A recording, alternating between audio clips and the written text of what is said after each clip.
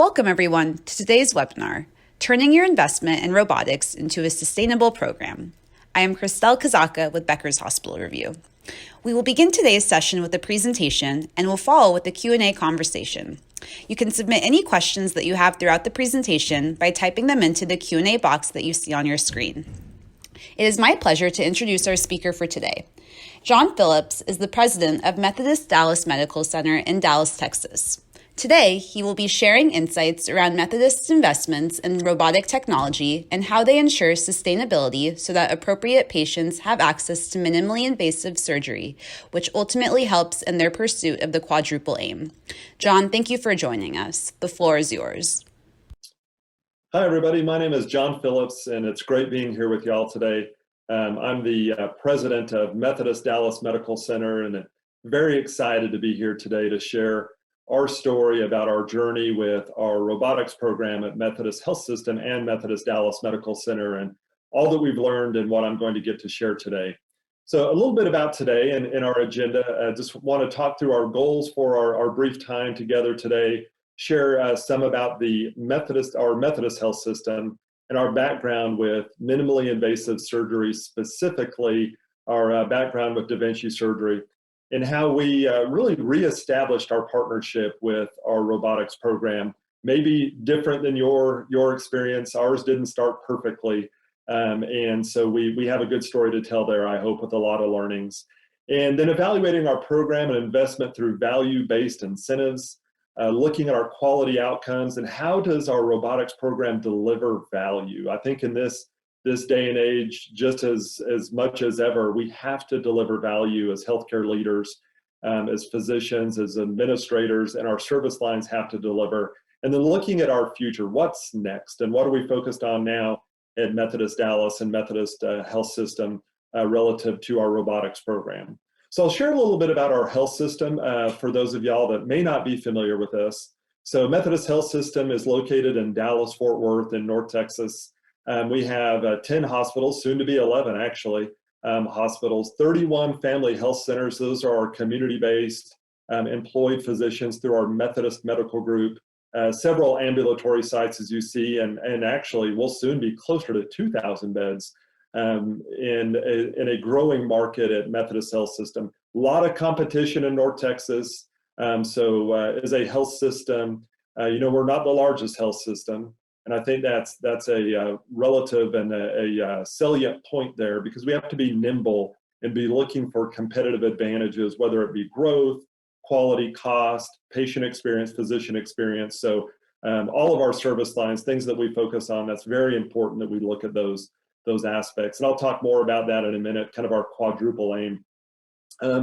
And really our robotics journey at Methodist Health System really is most mature at 4 of our 10 hospitals, but they're very 4 different hospitals, and therefore 4 different programs, quite frankly. So my hospital, Methodist Dallas, we're the downtown urban hospital, tertiary healthcare center, a teaching hospital as well, with about 91 residents on our campus on any given day. As part of that is our general surgery teaching program, as well as our OB-GYN as well. Varying physician mix, independent, employed, varying specialties at our hospitals.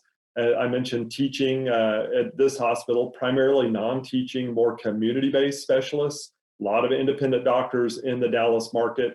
Actually, at last count, still roughly 60% of the physicians in this North Texas market were independent. So still a large contingency of independent physicians in this area. And really, when I think about our robotics program at all of our hospitals, there's varying strategies. Starting robotics at some of our hospitals was more of a defensive strategy. We didn't want to lose physicians, or maybe there's that threat of the physician going across town or across the street to another hospital that was advancing their services and their technology. And then sometimes it's offensive, and we'll talk about that some today. I really believe now that we have a slightly more mature robotics program. We're identifying more offensive strategies for growth as opposed to defensive, which is kind of a fun thing to get to experience, is beyond offense versus defense. And we're also a part of the Mayo Clinic Care Network. And that's important because as a health system, we're always trying to hold ourselves, as all of us are, I know, but at Methodist, hold ourselves to the highest standard. And the Mayo Clinic has been a really good partner with us in a lot of different ways. Primarily for me, and when I think about our robotic service line, is validating our decisions, evaluating new technology, and really making sure that our deliverables are the best they can be. So we're proud of that relationship with the Mayo Clinic. And then, as I talked about just a little bit earlier, a big focus of ours at Methodist Health System, really a couple things. This culture, and you'll hear me say this a few times today, I've learned that it's just become part of my vernacular at Methodist, is a culture of always.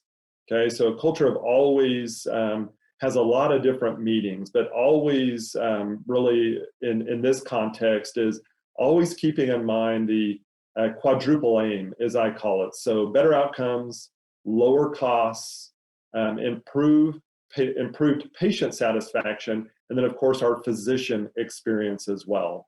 So there's various ways I think that we're all identifying to ensure that we're highly reliable as organizations.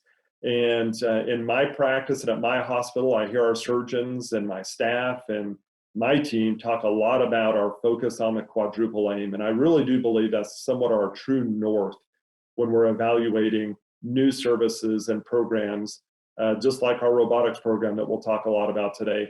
And then also, I'm hearing more from our doctors about how changing payment methodologies and their practices, specifically payment adjustments that are impacted by quality outcomes, their outcomes, are actually aligning them and their thinking more closely to what we're doing in the hospital.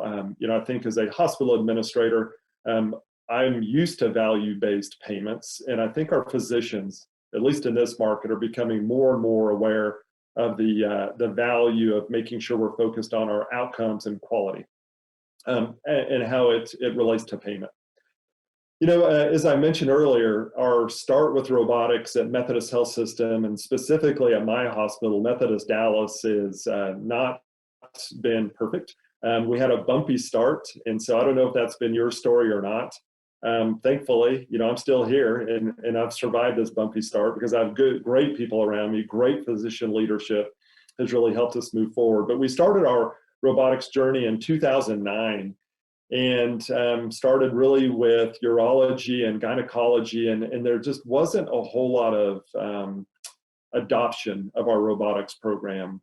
And we have some reasons why we think that happened, and I'll cover that more in a little bit. At about the same time, actually a couple of years later, in 2011, we saw the installation of a few additional SI robots at our suburban hospitals.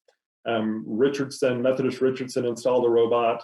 Methodist Mansfield, actually in 2012, I was there in 2012 as that hospital president, and then have since moved over here, obviously. But really the story was a little bit different there. We had better physician support at those hospitals, and that actually helped our Dallas campus. I think as we saw physicians step up, really be leaders of the programs, that really helped us reboot at Methodist Dallas and get a fresh start with our robotics program. So having system support, having robotics programs that are different varying hospitals, 4 and soon to be 5 different robotics programs at 5 of our Methodist hospitals, although different type of programs, different personalities, different specialties, different focus, that physician leadership really did help us galvanize our programs and at Dallas reboot. So things began to change at Methodist Dallas, as I mentioned, when we had physician champions. And our champions happen to be here in this photo, 2 of our transplant surgeons. And the gentleman on the left is Dr. Mejia. And he really became what I refer to as our mountain climber surgeon. He was the one that was focused on understanding the robotics journey, helping our administrative and our clinical team, our surgical services team climb that mountain and really pull up other physicians behind him. Help them, if you can imagine climbing a mountain, really help them up the more difficult parts of the climb, whether that be just learning curves or comfort level with moving from open or lap to robotics. So Dr. Mejia is really the reason we saw the shift at Methodist Dallas. And today we have 9 XI robots throughout our system, and 4 of those 9 robots are at Methodist Dallas, and we standardized our fleet at Methodist Dallas, and there's benefits to that, I believe, as well, and our data shows that as well, that I'll talk more about a little bit later. So really our evolution of change, and we'll start with this and we'll end with this here in just a little bit when we wrap up our time together. But we started looking at our robotics program more as a service line, getting the right people in place, and really that staff and surgeon collaboration. We've talked about our team, and that's where I felt accountable and felt like I, as an administrator, a hospital president, had the most impact, is really supporting the team, investing in a robotics coordinator at the staff level in the OR, and just really standardizing our processes. And the teamwork evolved from there. And then transparency, and that's been the most recent step in growth of our robotics program, is sharing data more transparently. I feel like we still have a ways to go there. We're better learning and understanding our data, and I'm excited to get to share some new data from our health system with you today and walk through that. But transparency of data is important. And you know, that all really builds trust. My experience is the more transparent we are with our data, the more accurate our data is. I've also learned when I thought our data was accurate and I sit down with our surgeons, they have some questions and different perspectives that has caused me to look back at our data and find maybe some ways that it's could be more accurate. And so that surgeon leadership and that collaboration is very important. So looking at our program growth, you see how we really evolved since 2011 and have seen a lot of growth.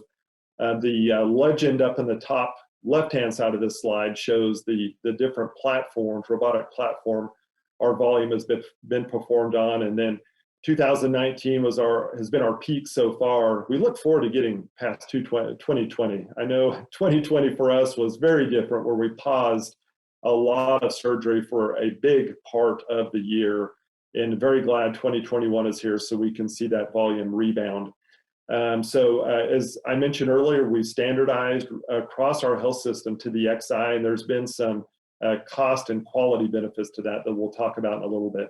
Program growth, we have 29 active surgeons across our hospital, across 6 specialties, performing procedures. I'll let this slides kind of sit there for just a second so you can see the major specialties that have adopted robotics, primarily general surgery, and I'm seeing that really is a trend across our industry as general surgery has really picked up. However, you know, our robotics program has really, in my market, become an excellent marketing tool. I have 2 new urologists joining us this coming summer, and also gen oncology, as we'll talk about a little bit later, has become a strategic focus for us. Recruitment focus because of some of the data that we've worked with Intuitive to get, and so we'll be adding gen oncology. So we see that shifting just a little bit, maybe in the future, not relying so much upon general surgery. So in assessing our value, clearly robotic surgery in our health system has seen rapid growth, but you know, I was challenged by our system president and CEO to really understand what is our ROI here, or what's our return on investment, not just financially, but also clinically as well. So like many health systems, that I'm fortunate to have been at Methodist for almost 10 years, but you know, I've been at a few health systems. It's like a lot of health systems were data rich, but bringing all that data together in an understandable manner is sometimes easier said than done. So I shared some of our successes so far, but we have a long way to go at Methodist Health System to truly maximize our investments in robotics and also to build our partnerships with our surgeons and Intuitive. So I say and Intuitive intentionally because I've learned, and this is my testimonial, I guess, to some degree, that Intuitive for us has been a great partner. There's been a lot of work that we've done at our health system to galvanize our surgical, clinical, and surgeon, clinical, and administrative team. Adding Intuitive to that team and really leveraging them and some of the resources that they have now started bringing to the table for all of their clients, as I understand it. I just know my experience has been very, very helpful, and we'll get to talk about that here in just a second. So a common challenge, this is a common challenge I've seen and I see at our hospitals, and you know, I don't know that y'all have ever had this experience, but we almost have like silos of data, right? And so we have our quality and decision support people, and they have their information. We have our surgical services team, our doctors, and then we have our financial information as well. So really bringing all that together has been a challenge, truly. I could not say it any differently that at our system, that data, that information, and not because there's any malintent, but it just lives in silos oftentimes. So when my system CEO pushed me to say, okay, we have these robots and we have these robots across the system, how are they bringing value? We really had to find a way to bring the data and the information in these various silos together to make sure that we were understanding our story, right? Understanding, are we going to keep investing in minimally invasive technology and specifically robotics, and what is our data telling us, okay? So to do that, our process, we started collaborating with more with Intuitive. And that's what was harder at first, I think, just understanding the processes that they and the programs they have to offer and what it takes to set that up. Took a little bit of time, but I'm really glad we did. And we started with the MACA process. So MACA, as you all may or may not know, in Intuitive terms, that's their Market Access and Custom Analytics Consulting team. So we worked with them and created, and MAC was created to help Intuitive and customers transition from thinking about their robotics programs as programs and more like service lines with actionable data. And that's what the data from MAC has really done for me and my team, is created some windows of insightful, actionable data.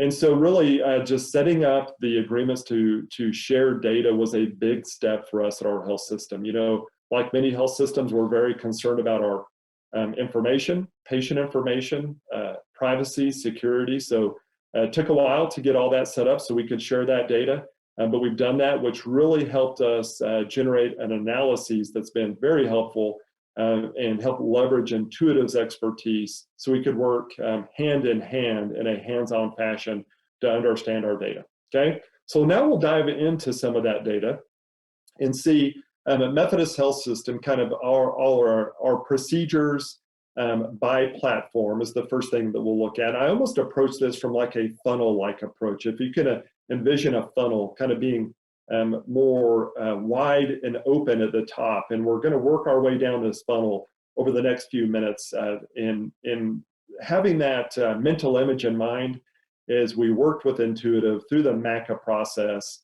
really helped me understand kind of where we were going to try to go and what we were trying to get at with our data to better understand some actionable things that we could work upon. So you see by modality or by platform, you see how our various procedures are performed at Methodist. So over 9,000 total addressable procedures that we had in our data over the course of 4 years, 2015 to 2018 is the data I'm sharing today. From there, I'm also looking at the modality trends and really trying to look at where are our actionable areas. And for us, our data was showing that minimally invasive surgery showed better outcomes, and we had opportunity with open procedures. And so that is the black bars on this slide, and really a lot of procedures there that were actionable, over 2,836 actionable procedures, and I call them actionable because they were being performed in an open fashion, and we showed that's really where our opportunity was going to exist. So, you know, if you're like me, you have your data and your health system data, but I wondered, how does our data compare with national data? So we were able to work with Intuitive and Premier to look at some key inpatient procedures. Now, this is Premier data, okay, as I mentioned. And what does Premier show in their database across some key inpatient procedures and outcomes relative to those key procedures. So if we look at the National Inpatient Benchmark Database, information on these key procedures, hysterectomies, ventral hernias, colon resection, we can see a lot of those procedures, number one, are still done in an open fashion. Colon resection looks like there's more minimally invasive adoption. And then what are some of the key outcomes by modality for these key inpatient procedures? So to the right of the slide, we see a lower length of stay for robotic and minimally invasive across these three key specialties. We were seeing that in our data, and I'll show you that in just a second. And for me, it was comforting to also know that that was what other health systems who were submitting their data to Premier were also seeing. Also, conversion rate to from minimally invasive to open was important for us to look at as well. So we can see that surgeons who were choosing to do a laparotomy type approach with these procedures, they were more often converting to doing those procedures in an open fashion. So surgeons that were choosing the lap methodology were more often converting to an open procedure. I think about my wife, whenever she was having a procedure done a few years ago, and all of her questions that she was asking about, how does she have a minimally invasive procedure as opposed to open? She had friends that had had this particular procedure done as well, and I guess this was a sign that I was taking work home with me often, because she started quizzing me about which surgeons use robotics, because she had heard from her friends that that was just better, her friends who had had this procedure. And that led me to better understand this data. Patients really do not want to end up going into a procedure thinking it's going to be minimally invasive, and then it turns into an open procedure, which is what we've seen. The lap approach to open is more common. So looking at our own data, so the Methodist data within my health system for these same key specialties was fairly consistent with what we were seeing with Premier. For those key inpatient procedures, our surgeons are able to provide a shorter length of stay and fewer conversions to open compared to patients who receive an open or lap approach. So most notable is that a majority of these cases are open, so our opportunity to make a meaningful impact on the future care and ultimately our facility throughput is significant, as we see the large number of open procedures still being performed in these key areas at Methodist. And it's very similar to the Premier data. Our surgeons have had a higher adoption rate on right colectomy as compared to the other two key procedures. And as a result of that, as you can see in the right-hand side of the slide, we're seeing better length of stay and conversion rate as compared to the Premier data, which was a win for us as well. And same thing here, here's the conversion rate on the right-hand side. So much lower conversion rate robotic compared to lap, which is important as we think of our quadruple aim, and important to our patients, our surgeons, and then there's quality benefit to that as well. This past year, I've learned a lot about the importance of ICU beds, as I'm sure we all have, and what a precious resource ICU beds are. So making sure that we are reserving the ICU bed for only the most ill patient is very important to all of us. So you can see on the left-hand side of this slide, length of stay, as we've looked at earlier, lower for robotic, lower for lap. A lot of these patients at Methodist, the ventral hernia repair, hysterectomy, are being done as outpatient when done in a minimally invasive fashion, which is positive, and very few, much lower percentage of these patients being done robotically or minimally invasive ever end up in an ICU bed, which is important to us at our health system, as we reserve those beds for only the sickest patients, especially during a year like we've had and like we're still in with the current situation with the pandemic. So wanted to look at some reimbursement information, especially when it deals with Medicare, and all of us have been on a journey to Medicare break even. So I wanted to look at our data compared to or in the Medicare space, specifically when we combine reimbursement with cost, but also quality indicators like length of stay and ICU stay, we can start to understand why this shift is happening from open to minimally invasive. So this is a high-level trend analysis of 2016 Medicare claims data by Cleverly and Associates. Several of you have probably worked with them or used their data in the past. It's been helpful to us. So this table summarizes the average difference between minimally invasive surgery, which includes both lap and robotic, and open surgery. So for major inpatient cases like colorectal and thoracic, you can see the consistent trend in lower total cost to treat, higher overall profit margin, lower length of stay, fewer days in the ICU, as we mentioned, and we're seeing a similar financial trend with outpatient and ventral hernia repair as well. So here's the next slide, taking ventral hernia repair as an example.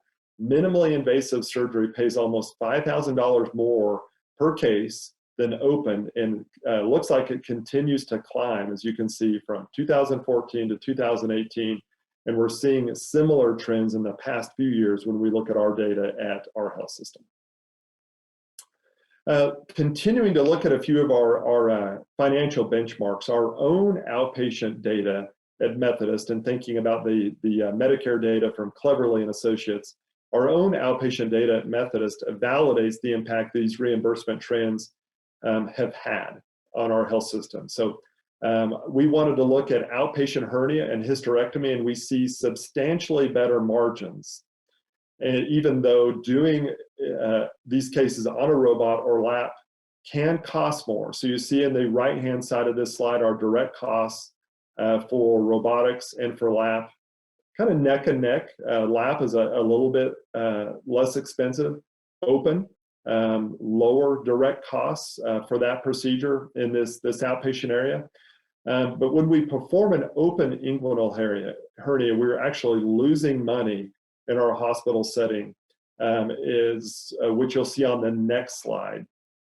And so we're seeing that because higher reimbursement for these outpatient procedures in our setting, and even though there's a higher direct cost with minimally invasive and robotic, the higher reimbursement is offsetting those costs, and we're actually seeing a much higher contribution margin for minimally invasive surgery. You can see here for hysterectomy and ventral hernia, actually higher for robotic than what we experience at our health system with the lap approach.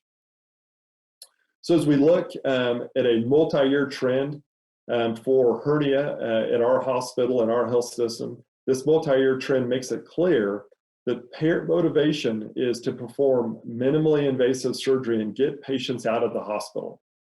So laparoscopy has not been able to make that same impact to reducing open surgery that we needed at Methodist.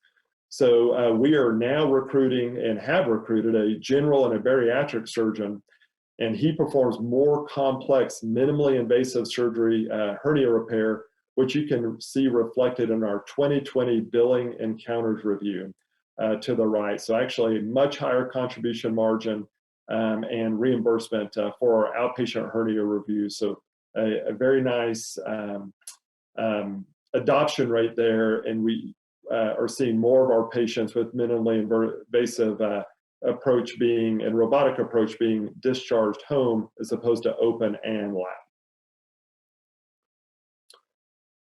So this is my take-home slide with my senior leaders that when in doubt, overwhelm them with data, right? But how many times do we come across a modality like robotics, like the Da Vinci, where you can make your CEO, your CFO, your clinicians, your surgeons, your patients all happy at one time? So a lot of information on this slide that I'll kind of briefly touch on, but our focused approach to program expansion and surgeon engagement has provided us with some really positive and strong strategic opportunities.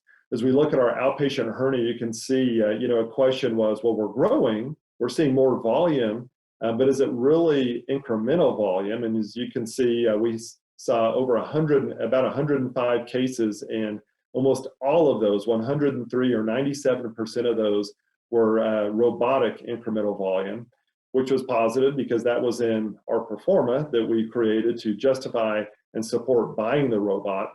And also you can see total margin is positive and much stronger for the Da Vinci and lap compared to the open methodology.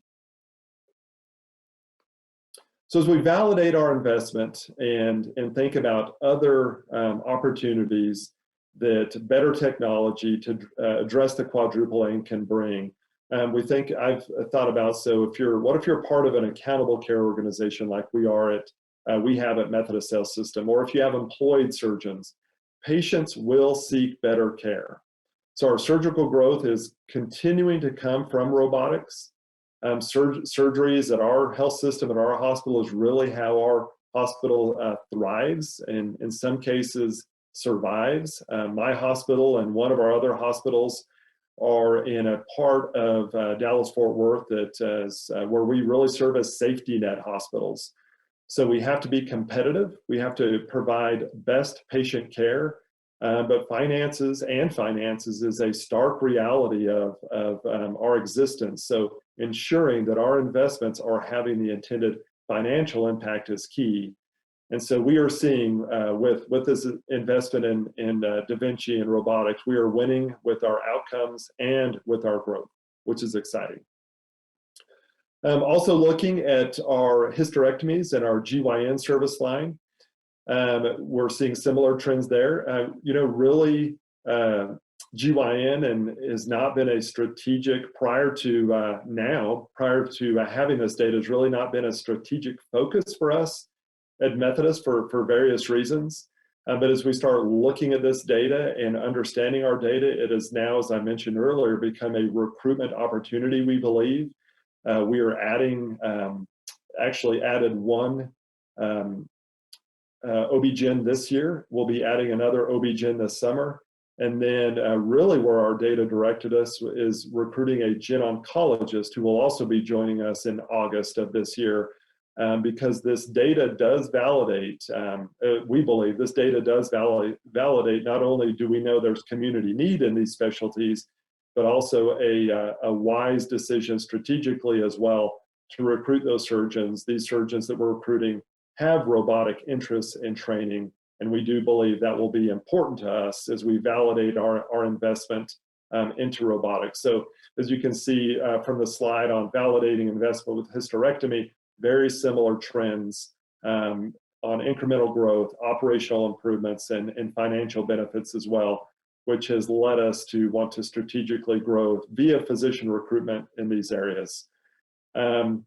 So improved Da Vinci surgery outcomes, improved financial benefits, led to that recruiting opportunity. You can see on this final slide on how this data has helped us with strategy, such a significant opportunity to convert our open hysterectomies to minimally invasive, and specifically in our case, it will be moving many of those cases as our new surgeons see appropriate to the Da Vinci robot. So now let's take another look at another service line that has really flourished at our hospital, and this is really a story specific to Methodist Dallas, and really a unique strategic opportunity for us at Methodist Dallas since we started our focused approach with Intuitive. So as y'all know, a Whipple procedure is one of the most complex cases our hepatobiliary surgeons perform. And for a patient facing this surgery, the recovery and outlook is somewhat daunting, as we all know. So using the robot, not only have we helped our patients recover more quickly, we have seen our volume grow because of the outcomes and the unique ability we fostered. So reverting back to the beginning of our time, Dr. Mejia, Dr. Dickerman, another one of our surgeons as well, really have seen great success in using the robot with their Whipple patients. And so now we are a national referral center and routinely host surgeons to Methodist Dallas from all over the United States and the world who want to learn more about performing robotic Whipple procedures. And really from a culture and morale standpoint, our staff really enjoys and gets a charge out of hosting people, surgeons from across the country and in a few cases across the world. So it's almost a sense of pride, continue to build our sense of pride in our robotics program as well. So I've shared some of our successes so far, but we also know that we have room to maximize our investment. We're not a perfect health system. We're not a perfect hospital. We're on this journey just like you are on this journey, I'm sure. So we wanted to find ways to maximize our investment and also our partnership with our surgeons and Intuitive. So as the healthcare industry changes, there is growing pressure on all of us on all sides to standardize and optimize. I think all of us know becoming a highly reliable organization is very important. We all owe that to our patients, to our staff, to our surgeons.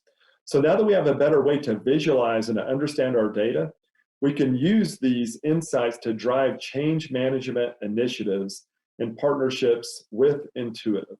So we began leveraging this data and in partnerships a couple of years ago to take a closer look at our outcomes and especially our costs. So really the future is now, right? So we all know that we need to be doing these, focusing on optimization, lean.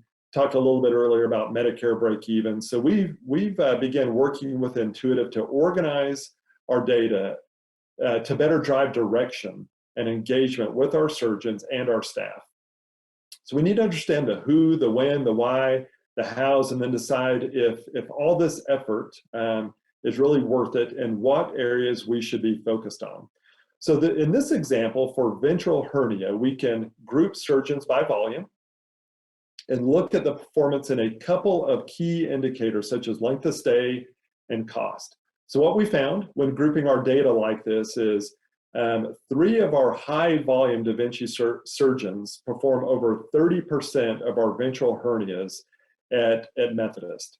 And they have consistently lower length of stay, lower cost, and higher margin performance than our low Da Vinci performing, their lower volume Da Vinci peers who have not adopted Da Vinci at the same rate as them into their practice. So what does that mean? So with a deeper look, we can see what if, right? So this might be kind of a pie in the sky. So if we looked at what if these lower volume Da Vinci surgeons converted their volume to Da Vinci. And so we could gain over 1,800 bed days, which is important for obvious reasons, and over $3 million in cost avoided. So again, that might be kind of shooting for the moon, but a great place to start is looking at this low-hanging fruit. And what if we achieve 10% of that? What if we achieve 25% of that? Probably much more realistic in the near term.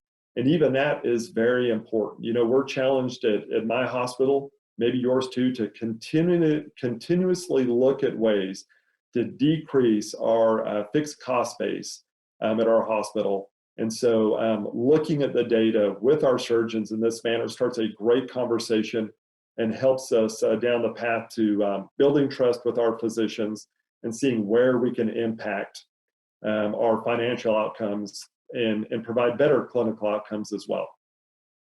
So in our short experience, leveraging this data so far, we were able to impact the cost of several robotic procedures, including Da Vinci colectomy procedures. And for one physician, we found that his outcomes were very good, but his costs were much higher than his peers. So we were able to work with Intuitive and our hospital teams to present this data to him and share some of our strategies for reducing costs. And he was responsive to that. Of course, had a lot of questions about the data, but that's part of the process, sharing data, building trust, refining data, sharing that data some more, building trust. And so far, not 3.5 million, but $57,000 in cost savings so far, just in 2019, by converting more of his cases to Da Vinci And we've seen continued cost decrease, as you can see in 2020 as well. So also looking at total direct cost trends for other procedures, we have seen similar decrease in those direct cost trends for other procedures. Colorectal, inguinal hernia, seen nephrectomy has seen a significant drop as well. Ventral hernia, kind of stable, an uptick in 2020. But the beauty of this data is it gives us places to look, to go back and see why have we seen that uptick in direct costs for ventral hernia, but a nice decrease across a few key areas for our hospital as well. So in today's environment of keeping inpatient beds available, this is an added value none of us were thinking about a few years ago, is really how does robotics help us decrease length of stay and open up more beds, right? We have a much more focused approach at our hospital on geometric length of stay in the past couple of years.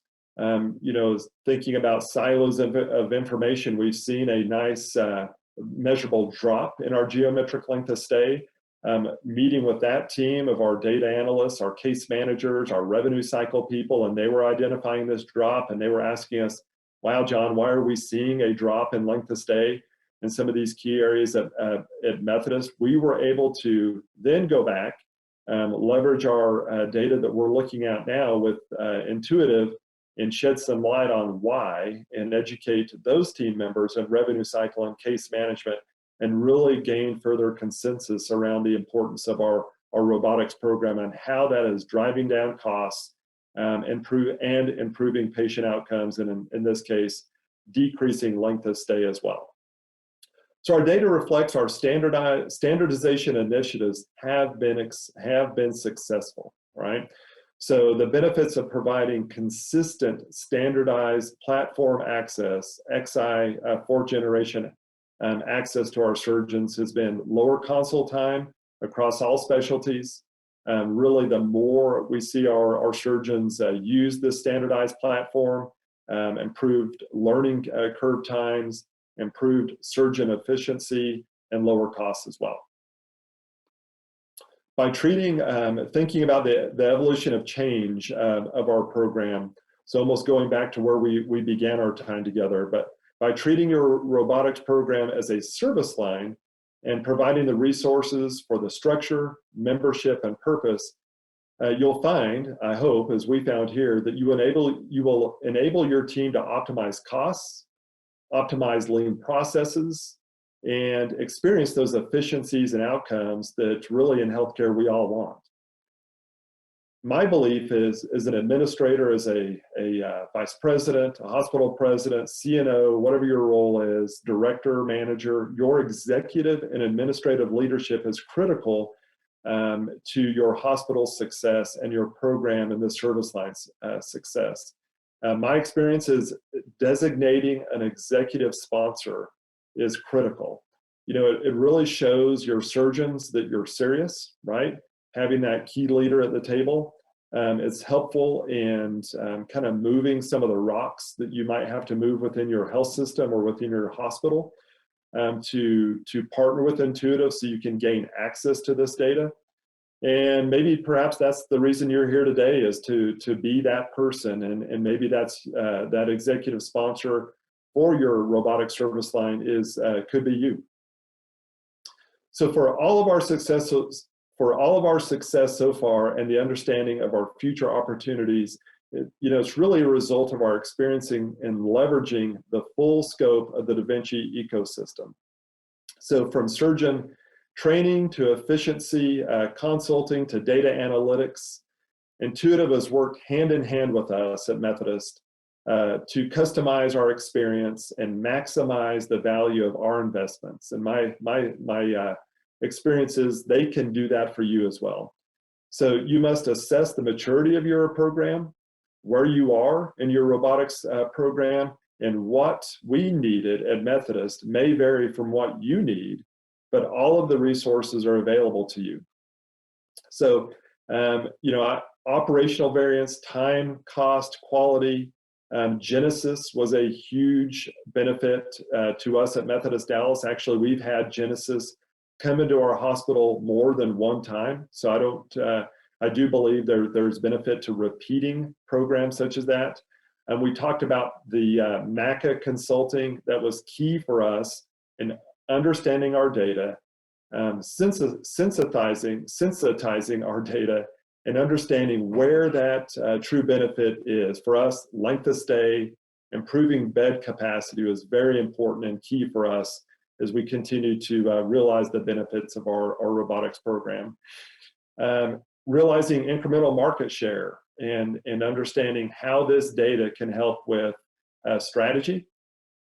And really, very exciting, the access and utilization to a consistent platform, and specifically the new surgeon training pathway and the peer-to-peer training that we've experienced at Methodist has been beneficial to our surgeons. So through the Methodist Health System ecosystem partnership with Intuitive, we've had 173 training events, 44 proctoring events, and 84 peer case observations at Methodist.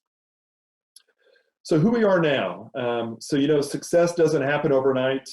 We're still not there. I think, in the spirit of quality improvement, there's always the whatever quality improvement methodology you and your team have adopted, there's always that continuous cycle of quality and process improvement. So it's very important for us as we continue to assess the maturity of our program that we keep having our quarterly meetings and track our data in those meetings, having a system executive leader or system representative. We actually took Intuitive up on an offer to take several key members of our team a few years ago to their corporate headquarters to learn more about how we as a team could work more strongly across our health system. So we took advantage of that visit to Intuitive, and that was another, I think, push of our flywheel for our robotics program to continue to improve our results. Mentioned new physician training as we have new physicians join our medical staff. I mentioned our robotics program has become a strategic advantage when it comes to recruiting. Our teaching programs and how our surgeons are leaving our teaching program at Methodist Dallas with a lot of console time, which has been very beneficial for them, whether they stay here and join our team or they go elsewhere to care for patients with other health systems. Building trust through administrative and physician alignment, mentioned and how that has helped us with physician recruiting, and then our epicenter status. It really has been a great team building opportunity for us as we've gained epicenter status with hepatobiliary, and actually a lot of work going on there with our bariatric program as well, and how really pushing us to continually optimize our operations as well. So in conclusion, what do I think? I think, we have to consistently drive value as we talked about a minute ago when we first started. So really making sure that you're establishing a partnership with Intuitive, where you're building trust between Intuitive, your surgeons, your staff, and your key administrative leadership.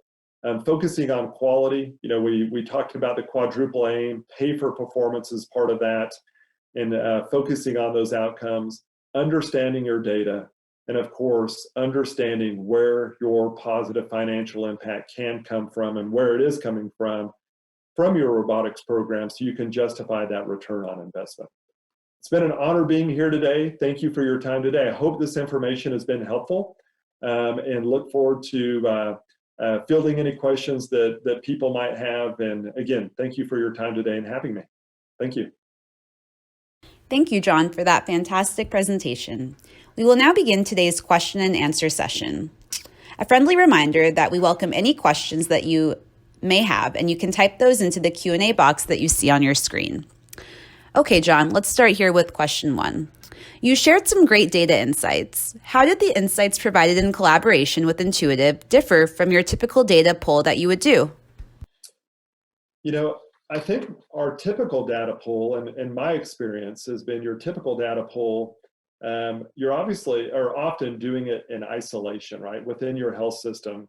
And you have the quality and decision support data, you have the more clinical data that is more your operating room performance, surgical console time performance, and then you have financial outcomes. And for whatever reason, and this is just health systems, oftentimes those data points live in different areas. There's different people in your health system that oversee that data, and not often do they all come together. And the difference with Intuitive is they helped us bring that together and actually help bring those people together in our health system.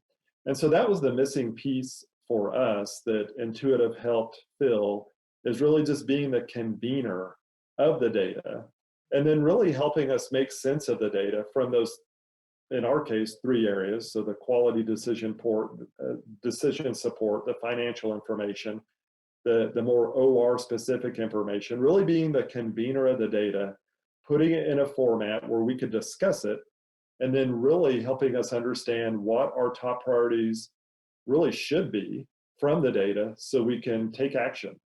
And what I found in the past is when you don't have a convener like that that can help pull the data together, pull the right people within your health system together, you have data, right? And so we've all heard the saying, data rich, but information poor.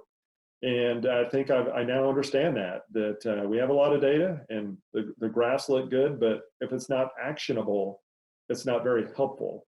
And Intuitive helped make the data actionable.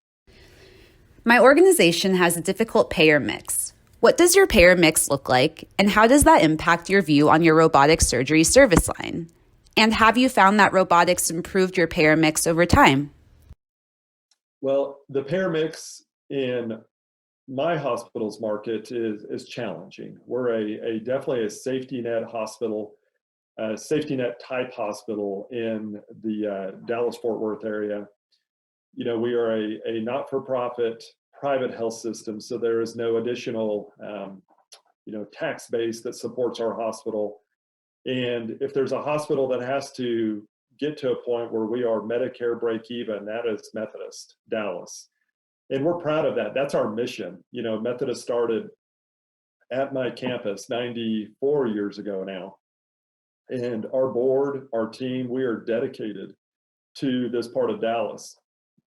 So we have the support of our board. We have physicians that want to be here and really have a common mission as our system does.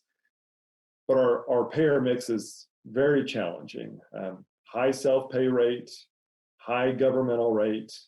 We're seeing some regentrification like a lot of cities are, specifically in my hospital's area, but never at a rate. And I don't see for many, many years at a rate that will make our payer mix challenge any less challenging and daunting. But I think what it's done for us is it's really created a strong team. It's made me a better administrator, a better hospital president, because you really do have to find the right partners, the right data, and the right services and service lines to provide top quality patient care in the most efficient manner possible. And we also, though, even though our payer mix isn't optimal, we're in a highly competitive environment as well. So we take that seriously. We compete with some well-regarded health systems, and our robotics program and the data that we're able to now get from our robotics program has helped us not only recruit and attract additional physicians to our hospital to maybe help improve our payer mix, of course, over time, but also make sure that we're performing in the most efficient, lowest cost manner possible, while also making sure our outcomes are sustaining or elevating for our patients. What strategies have you considered to help grow your robotics service line? Really, I think strategy for us as far as next steps for our robotics program at Methodist Dallas would be recruiting in really 3 key areas, quite frankly. We're strong in colorectal, but our outcomes are so strong and there's such community demand, we will focus on colorectal recruitment. And our lead colorectal surgeon, he kind of identified that opportunity. Not kind of, he did identify that opportunity. So our outcomes are really strong with robotics and colorectal. There's community need, and you have a surgeon who's motivated to recruit an additional surgeon to join him. That's like the trifecta there, right? That's perfect and very fulfilling. Where we're not performing so well, but our data shows us that we have great opportunity, are in a few other key areas. So OB-GYN specifically, and looking at our hysterectomies and some of the gynecological procedures have taught us that recruiting 1 or 2 additional OB-GYNs to care for community need, but most specifically gyn oncology will be a big opportunity for us to improve our outcomes and continue to drive down costs in that needed specialty. And then lastly, an area actually that's performed very well, there's just more community need, and it's around general surgery, specifically in bariatrics. And we have a couple of surgeons there that are just outstanding, really top decile type surgeons. They have a little bit of capacity still, but they are already have their eye on the ball of recruiting additional physicians into that service line, so we can continue to grow in that area. Do you have a dedicated data analyst or decision support role? How much time do they spend on robotics versus other projects? Well, there's what we do and what I'd like to do. So, really prior to working with Intuitive and leveraging MACA, we really didn't have a dedicated data analyst. And if those individuals or that individual is in the room right now, he would say, you still don't, because we're a lean organization. And so justifying additional FTEs is very hard, just like I'm sure at many health systems. And so, but what we do have is a lot of very smart people, a lot of talented people in key areas. So what our partnership with Intuitive and leveraging MACA helped us do was pull some of those key individuals within our health system together. So they became part of the robotics team. So these were more data folks, finance folks that now see themselves as part of the robotics team.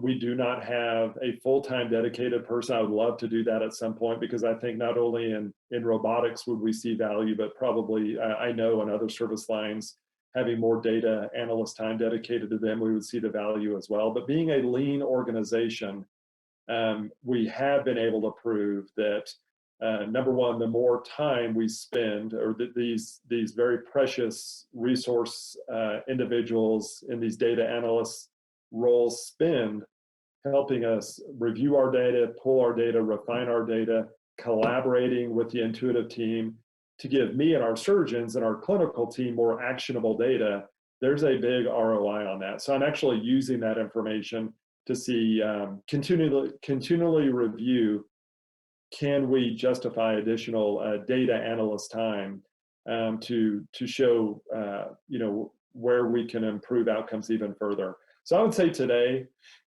we are at least reviewing our information quarterly. For us, that cadence makes a lot of sense, right? Any more frequent, it gets a little bit hectic to do that. So quarterly data, we don't see huge swings in our trends when we review the information quarterly. You can start seeing patterns probably and trends over a 6-month period.